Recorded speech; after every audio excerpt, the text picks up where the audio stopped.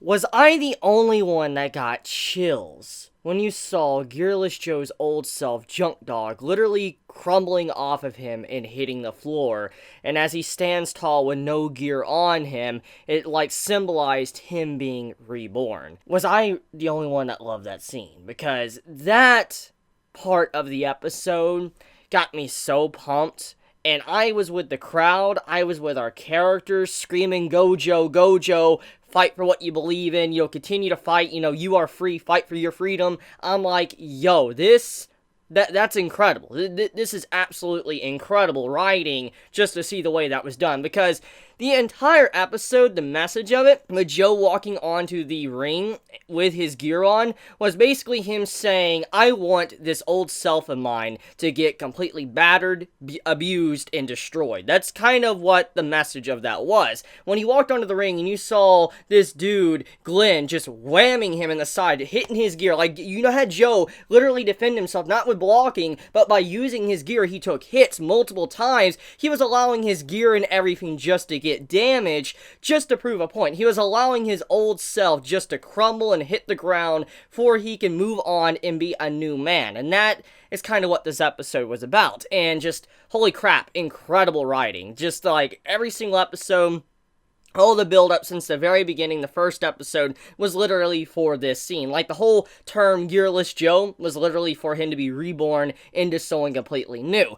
But before I get into the fighting and all that, I just want to take a few moments to talk about another piece of symbolism that I noticed with this episode. Now, I could be wrong here, I could be misinterpreting it, but the whole scene with how Joe was fighting up against Glenn, which was being represented as a lion, it reminded me of what you saw in the storybooks or in, mythology, with Hercules going up against the lion. That's what it reminded me of. I could be wrong there, but that was like the interpretation I got when I saw how the dude was being represented as a lion, while he was a man that was basically with just his raw strength going up against this lion, this savage beast, the king of the jungle, basically, or king of the savannah. You're like, yo, like, how, are you supposed to be able to fight something like this? So I do really appreciate that, but getting off of that for a moment, let's talk about my man, Nambu. Throughout this episode, I was at the edge of my seat. I didn't really know how to feel about Nambu as a character. I've already talked about him and analyzed him, that he's not necessarily a bad dude, and, it's just in his nature to strike at someone and, stab him like a scorpion.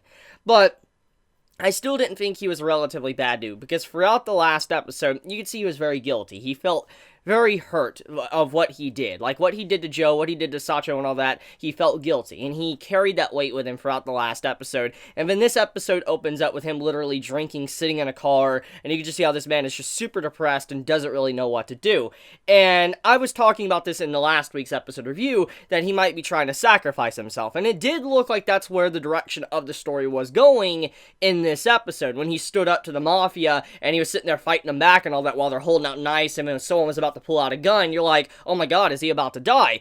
But then we find out that this man actually cut out his own eyeball to prove a point of how much he wants Joe to succeed, be free, and do what he believes in. It was a very powerful moment. And also, technically, if we're going along with the analogy of what, Nambu was constantly doing throughout the series and what he is as a person, he did technically still sting someone, like a scorpion. Even the Mafia admitted this, like, you chose the wrong person to sting this time, Nambu, because he stung him. Instead of stinging Joe, which was like someone that couldn't normally fight back, you had it to where the Mafia could fight back, and it was kind of like a snake. You don't want to poke a snake, you don't want to sting a snake, and that's kind of what he was trying to imply there, like, you just stabbed a snake, and now that snake is going to come to get you and kill you. And so I do like that analogy once again being used throughout this episode.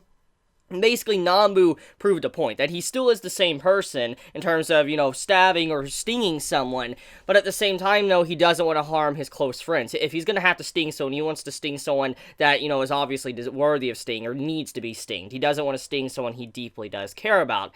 But, basically, though, the man cuts out his own eye, and the Mafia member, he's like, you know what, get them out of my sight. And the reason why he says this is not because his character, he just had a change in personality or whatever. It's because of how much determination or dedication and how much Nambu believed in Joe that really persuaded the Mafia member, the Mafia leader, to change his mind. And let me get into that reason. So basically, Nambu is someone that obviously wanted to see Joe succeed a lot. He wanted to see Joe reach the top, and that's even what he said, like the Mafia leader said in this episode. A man that wanted to see Joe reach the top the most willingly gave up his eyes to where he will never be able to see Joe reach the top. Technically, what Nambu did was the ultimate sacrifice, because he will never get to see Joe ever again with his sight. He'll never get to see the man actually succeed and reach the top. And so the sacrifice was very great. And that is why the Mafia leader let him off, because he's like, what he just sacrificed there willingly just proves that he does want Joe to live. He's willing to sacrifice his own self. And he's like, I'd be a cruel, inhuman sack of crap if I was to, kill this man right now, or, harm any of the others, Sacho or Joe, because of what he has done. His passion to protect them. And so it humanized the Mafia leader as a person, because it has been shown that he isn't necessarily like a quote-unquote horrible person. Like, he's not a good dude by any means. Oh no, he's not. But I mean, he's not like so heinous to where he doesn't have a heart. At the end of the day, he is doing a business, okay? Regardless if he's Mafia or whatever, he is running a business. And so he has to be able to, run his business, get his money. That's just the cold, harsh truth.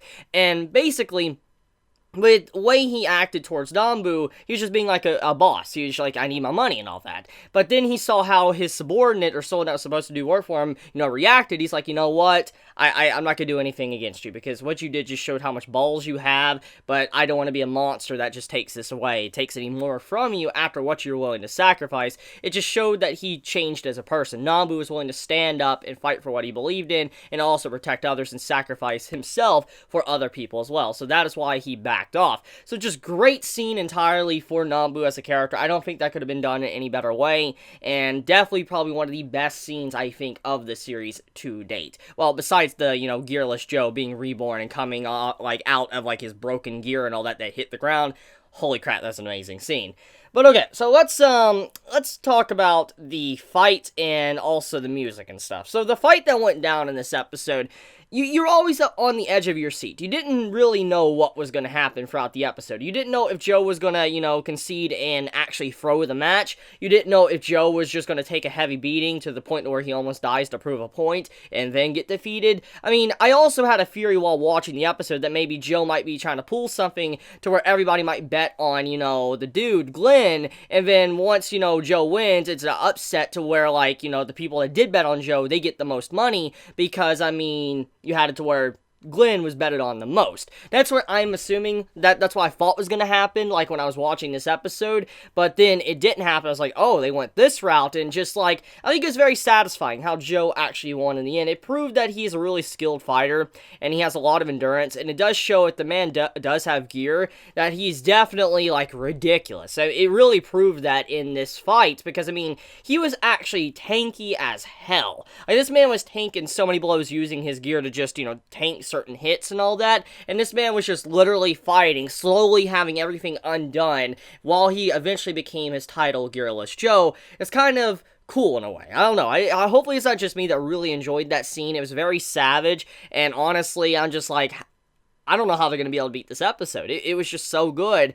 I don't think that Megalo Box could potentially beat how good this episode was. They really need to have a great next episode to be able to just, blow me away. Because the stuff with Yuri walking to the ring and all that, and him saying, I don't disappoint me, Joe. I'm like, whoa, this man literally leaving from his stance, his seat way up top, coming down and literally looking at Joe while he's on the ground. He's like, don't disappoint me, Joe. And all that. I just dude.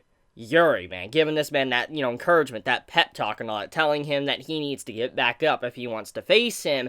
And when he finally does get back up, I like the line of what Yuri says. He's like, he really is the real deal. And I'm just like, yeah, he is. I mean, the man does fight for what he believes in, and he just wants to have a true and honest fight, a pure fight, instead of something that's rigged or something about anything else. He just wants to have a fight for the sake of it, to prove who is number one. It's very pure motive, and that's kind of why Yuri obviously likes him and respects him quite a bit.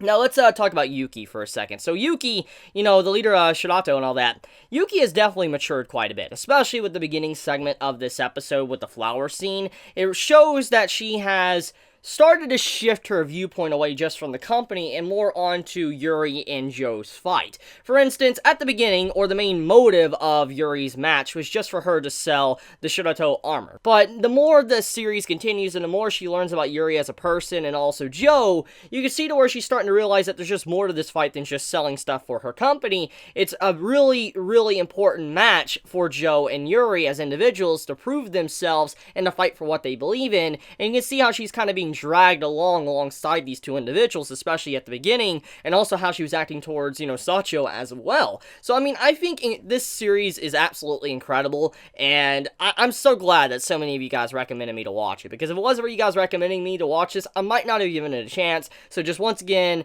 thank you so much for all of you guys that recommended this, because it's been such a fun ride, and I cannot wait for next week's episode. So let me know your thoughts in the comments below. If you enjoy my content, please subscribe, obviously, and if you like this video, please leave a like, and if you want to get notified for whenever I upload a video, please click the bell icon down below. And with that, I love you guys. Chibi out.